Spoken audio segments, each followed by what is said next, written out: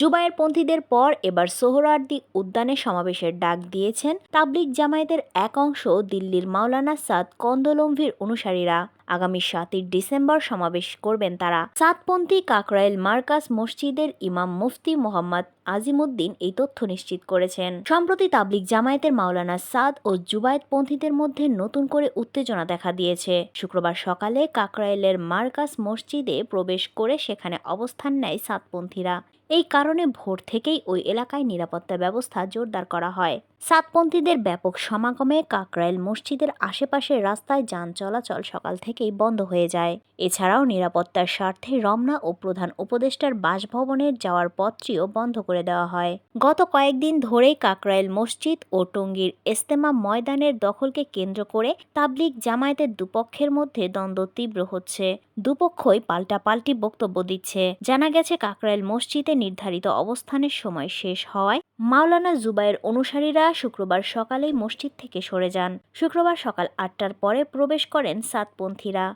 নিয়ম অনুযায়ী 14 দিন থাকবে সাদপন্থীরা আর 28 দিন থাকবে জুবায়েরপন্থীরা। আইনশৃঙ্খলা পরিস্থিতির যেন কোনো অবনতি না ঘটে সেজন্য অতিরিক্ত পুলিশ মোতায়েন করা হয়েছে।